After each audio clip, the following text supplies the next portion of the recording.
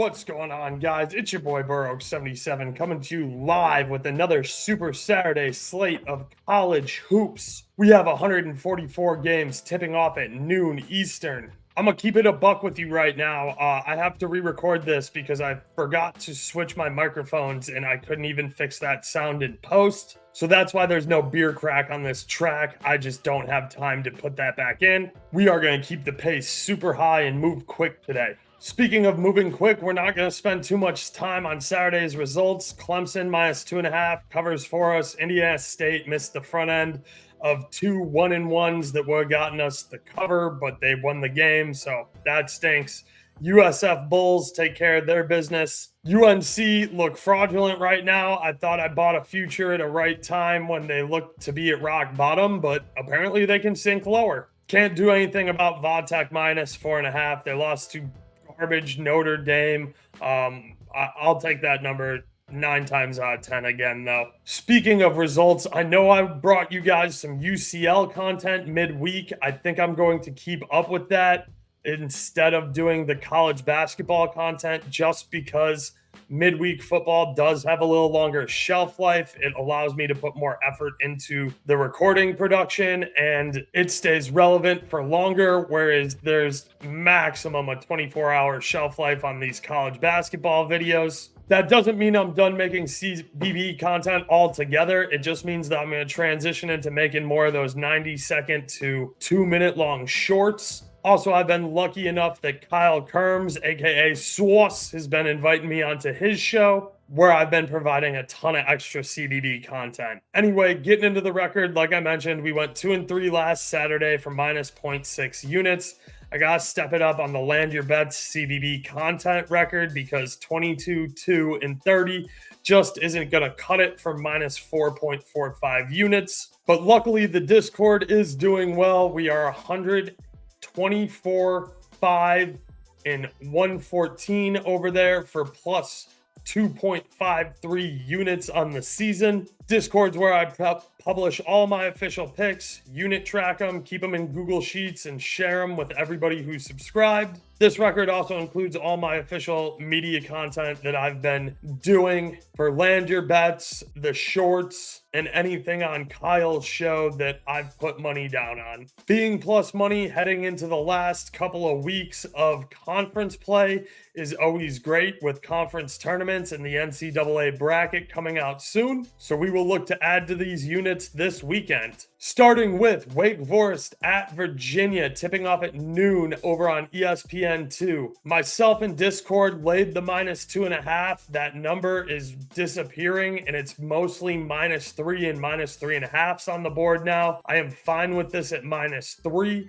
but I would not move through that 3. This is a rubber match. Wake Forest won 66-47 on January 13th in their building. This Wake team has looked absolutely spineless on the road all season. Duke and UNC are the only two teams Wake played on the road who I respect more than Virginia. On Monday, Duke beat Wake Forest by 8. And back on January 22nd, UNC beat the brakes off Wake Forest by 21. Ugly other road losses for Wake Forest include at FSU, at NC State, and at Pitt. Wake Forest away wins don't impress me much either, winning at Georgia Tech and at Boston College. This Wake Forest team is definitely fun, and we've talked about them a lot. You guys know I like Kevin Booby Miller, shout out the Chicago kid. I like Hunter Silas, and Cameron Hildreth is a really interesting player, but these guys can just not put it together on the road. Wake Forest has lost 6 of their last 7 away games. Virginia is in the perfect bounce back spot here, coming off of a bad home loss to a Pitt team that I don't have a ton of respect for. Virginia will be very up for this game, and the building will be absolutely rocking. Virginia feasts on the defensive glass and won't give up very many second chance buckets. The keys to the game here for Virginia are: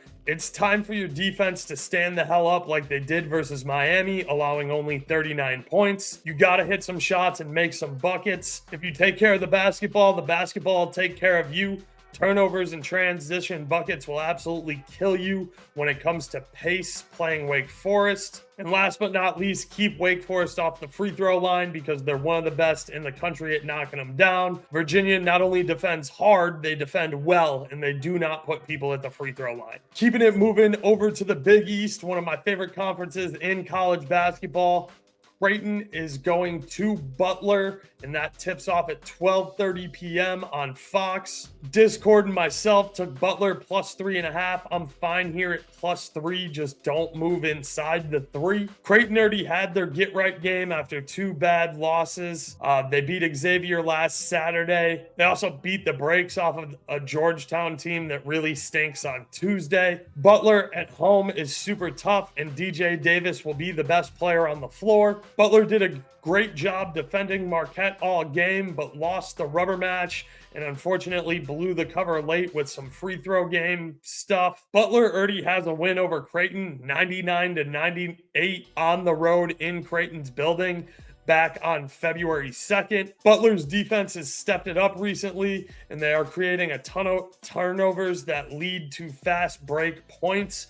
Posh Alexander is a major part in this. Both teams are money from the free throw line, and both teams are top 20 in the nation at not giving up free throws to their opponents. Creighton's going to want revenge for that home loss, and the against the spread trends love the Blue Jays on the road. Creighton is 6-3 against the spread away and 6-1 against the spread as road dogs this season. Butler is only 5-8 against the spread at home and 3-5 after a home loss, and they haven't won against the spread as home dogs. Numbers be damned. I don't care. I'm going with my eye test. I like this Butler Bulldogs team.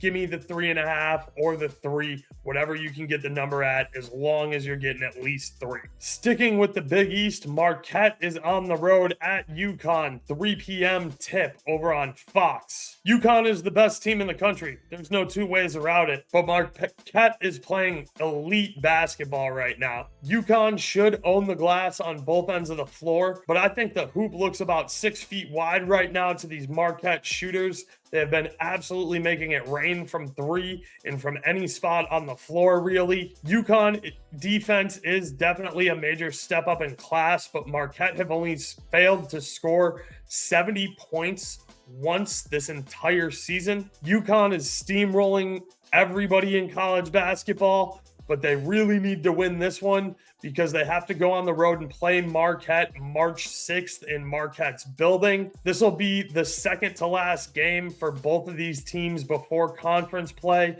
So this is the start of a very tough home and away match for both of these sides. This number is simply too low for offenses running this red hot.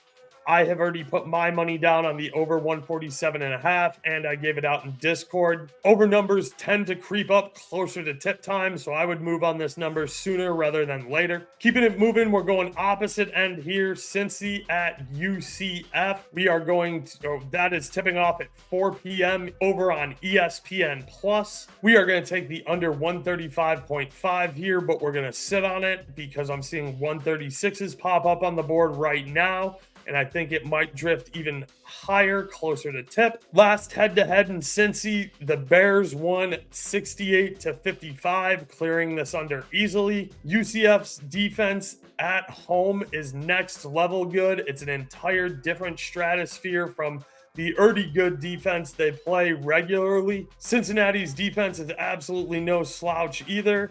Both of these teams suck at the free throw line.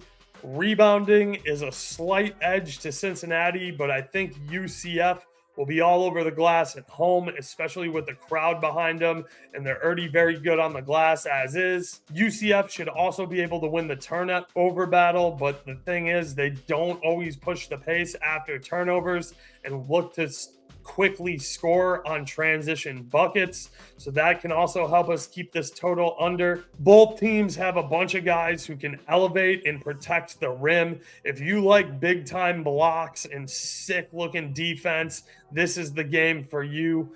We're going to take the under. 135.5 is a comfortable number. I'm just going to sit and wait because I think, like most college basketball games, this gets bet up closer to tip, and we might be able to catch a better number tomorrow afternoon. Rolling right into some Big Ten action. U of I is on the road at Maryland, tipping off at 5:30 p.m. over on Fox. I already got my cash down, and I put this on Discord. We're taking U of I, and we're laying the -2. I don't super enjoy betting the Big Ten, and I really hate backing road favorites in Big Ten play. Maryland is definitely better in their own gym, but they're not U of I levels of better, and U of I is pretty decent on the road. Illinois should completely dominate the offensive glass here, and they work the defensive glass really well too. Both teams' defenses are outstanding, and this is going to be a classic low-scoring Big Ten Midwest rock fight. I really like getting this U of I number inside the -3. Also, as I've mentioned, the U of I coach is kind of a dickhead and doesn't foul late up 3. So I'm not super worried about a backdoor cover. I've watched him do it a bunch where he should have been fouling up 3 and he just flat out refuses to do it or have his team do it. So that's why I'm perfectly fine laying the -2 here instead of drinking the juice to pay like -130, -135 on the money line. It wouldn't be an Oaks show if we didn't talk at least one mid-major game. So keeping it moving. Indiana State is at SIU, tipping off at 7 p.m. on ESPN Plus. I know we got burned on the missed free throws on the front end of 1-and-1s, but give me Indiana State laying the -4.5. This is a perfect bounce back spot for Indiana State, who's coming off of a terrible home loss to Illinois State. Look for them to vent some frustration here on SIU. Indiana State won the first head-to-head match 77-48. Let me repeat that for you guys. 77-48. I know that was back on November 28th, but if all I have to do is lay -4.5 here after looking at that score, sign me the hell up. SIU lives and dies with the 3-ball.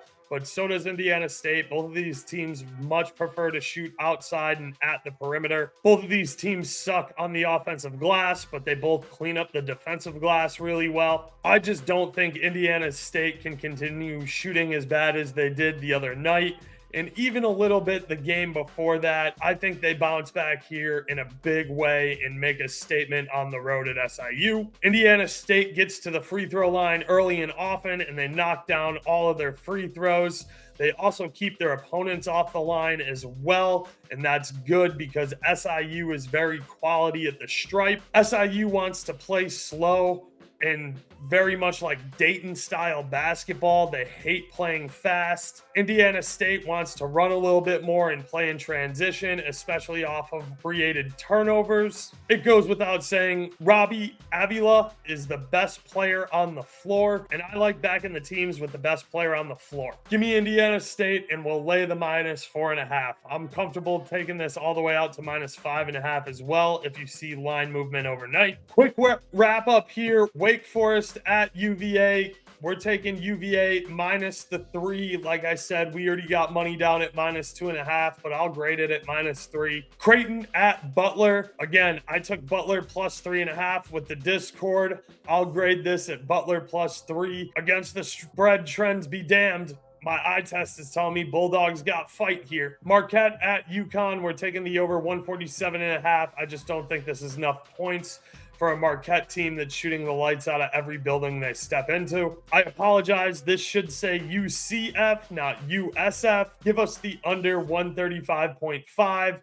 Again, I believe this gets bet up and we find a better number a little bit closer to tip. But both of these defenses are outstanding and neither team can buy buckets. Always tough to win on the road in the Big Ten, but U of I is the far better team. Give me them -2. I'm fine taking this anywhere inside -3. Again, I apologize for the typo here. Indiana State at SIU. This shouldn't say U of Indiana. We're taking Indiana State -4.5 at the Slookies. I made sure to get 6 picks on here, even though it's an even number, because I have been been lacking on CBB content a little bit lately. We're going to jump right into the lean sheet now, and then I have a few things I got to say as we wrap up. I separated the lean sheet into sides and totals this week. Same deal as last week. They go chronologically. So TTU is the first tip time. Nevada is the last tip time. Same thing with the totals. TTU +8. This is too many points for a team that shoots free throws this well. It's a very tough barn out there in Ames. This tips at noon over on ESPN Plus. I like TTU in the 8. TCU on the money line at Kansas. Projections love TCU in this one, but K-State is one of the top 10 hardest buildings to play in all of college basketball. This tips off at noon over on ESPNU. Texas +10.5 at Houston. Texas forced overtime at home, but then lost. Big in-state rivalry. I think this is too many points. This tips off at 1 p.m. on CBS. Florida at Georgia over 157.5. If you watch Florida play a single game this season, you know why I like the over. This tips off at 1 p.m. over on the SEC Network. BYU -6 at Oklahoma State. I have no respect for Oklahoma State. They can't hit free throws, and the only defending they do is on the glass and not on the floor. This tips off at 2 p.m. on ESPN+. UMass -6 at LaSalle. I got burned very publicly and made a very poor read on LaSalle. So LaSalle needs to hit double-digit threes to stay in this game. I don't think they have that in their bag. This tips off at 2 p.m. over on ESPN+. Duke -5.5 at Florida State. It should be well known that I don't mess with Florida State. So I didn't dig into this one or do metrics or projections at all. Just give me Duke -5.5. That's why it's a lean, and we're not talking about it in a breakdown. This tips at 2 p.m. on ESPN. Scotty at Iowa over 152.5. Iowa plays absolutely no defense and only looks to run up the score. Scotty can't shoot outside of their gym, but they probably can versus this Iowa team who has garbage defense. Tipping at 215 over on the Big Ten Network. Youngstown State -3.5 at Cleveland. Against the spread, trends hate this, but Youngstown State is finishing the Horizon League season very difficultly, and this is the first of 3 road matches. They have to get this one against a bad Cleveland State team. Give me Youngstown to cover the number, -3.5, tipping off at 3 p.m. on ESPN+. North Dakota State at Denver over 156. Denver has a kid that drops like 30 a night. Points. No defense being played here. This game isn't on TV, but it will tip at 4 p.m. Idaho State at Idaho. I know in-state rivalry games, you tend to want to favor the home dog here, but this Idaho team is completely spineless, home or away. Lay the points. Idaho State's winning this game. Tips off at 5 p.m. over on ESPN+. Syracuse coming in with some great momentum at Georgia Tech. You can catch 'Cuse on the money line at -110 now. I would take this all the way to -125. 'Cuse loves to push the pace, play in transition, create steals, and get easy transition buckets. They've been doing it the last 2 games in a row, and they've looked really good doing it. It's time to back this 'Cuse team, this Georgia Tech team. Who knows? Who cares?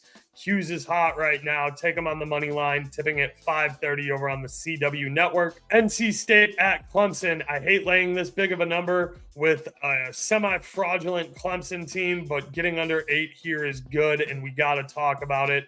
This tips at 7:45 p.m. on the CW as well. MSU at Michigan. Michigan gets their best player back at home, so we'll take the over 143.5. That's just not enough points for Michigan at home. This tips at 8 p.m. on Fox. Colorado on the money line at USC. I'm ready to be hurt by the Buffs again. I don't respect USC. I don't have very much more than that. 10 p.m. over on ESPN. Nevada on the money line versus a fraudulent UNLV team. It is a crying shame that this 11:30 p.m. tip will not be on TV because the Mountain West has a garbage TV contract. Somebody needs to fix that ASAP. That is 22 college looks for you, rapid fire. And I think 22 games is excellent for a 144 game slate. That should be plenty of content for everybody. Speaking of content, Josh is going out of town and will be out of pocket and out of commission for a couple of weeks. So I want to make sure you guys all know what you can expect and where to find my content and videos like this moving forward while Josh is rocking his vacation plans. Monday, February 19th, I will be doing another UCL preview video for the games on Tuesday the 20th and Wednesday the 21st. I will have that video recorded and uploaded to Josh. He will make sure to publish it here on the Land Your Bets Network as soon as convenient when he's done with his travels. Like I said, that will cover Tuesday and Wednesday's UCL games, so that content will stay fresher and relevant longer. Next Saturday, February 24th, I will be doing the Super Saturday slate, but because Josh will be without internet, I will have to upload and post this to my YouTube page, so be sure to look for it there. The link will be below in the description, and if you can't find it, leave a comment on this video. I guarantee you I will respond, and I will guarantee you that I will point you in the right direction to find said content. Same thing on Monday the 26th. Josh will be without internet access, and I will be uploading a UCL preview video for Tuesday and Wednesday on my YouTube page. Same format we used this week for UCL videos. Saturday, March 1st, I'm not completely sure whether or not that's the start of conference tournaments or we still have a Super Saturday mega slate. Either way, that Saturday, I will have college basketball for you guys. Josh will still be without internet, so you will find that on my YouTube page as well. The following Monday, March 4th, I will have UCL content again on my YouTube page as Josh will be without internet. And then Friday the 8th / Saturday the 9th, Josh will be back. We'll be into conference tournaments. I will have a conversation with him about what the schedule and what the games look like, but I will be sure to be bringing you CBB content all throughout the conference tournaments. I also want to mention that I have some big stuff planned for the NCAA tournament. We will be doing a video on Land Your Bets Network every single night after Selection Sunday. I'm going to have a guest on each night to talk not only bets, but brackets in general. Monday, March 18th, I will be having Brad Thomas on. Tuesday, March 19th, I will be having Brandy Mack from Twitter on. Brandy's an Auburn alum. She's an Auburn mega fan. She knows more about the SEC than anybody walking the face of the planet. She knows hoop and she loves ball. Can't wait to have her on and talk brackets and a little bets and definitely some future and even maybe some player future action. And then Wednesday morning, Josh and I will be putting a final video together before games tip off for the round of 64, March 21st. I also know that there is a desire for more CBB content. I haven't forgotten that. I just very much overscheduled myself this week. I will be back to making more of the short format videos during the week. I will try and hit at least one, possibly two major games each Tuesday and Wednesday night because those are my favorite weekday college basketball nights. As always, I gotta end with the plugs. Watch my soccer content with 2 Foot Talk. That's TWO Foot Talk on Wednesday nights on YouTube at 2 Foot Talk or on Twitch with my boy Young Leg. You can also follow 2 Foot Talk's page on Twitter at TWO Foot Talk, which will have all the content and when we're going live. I also do the Bet US La Liga soccer show every Thursday at 3 p.m. with my boy Flash and Klaus Germain. I also run a Discord. That's where I post all the picks. That's where I post all of my notes that I do for these shows as blogs. So if you prefer to read instead of watch, all of that information is available. You also get the lines right when I'm taking them and as early as possible instead of waiting for me to put video content out. So sometimes you win the CLV battle there, but If I could pay my bills with CLV, then I'd be a millionaire. So sometimes it doesn't matter, but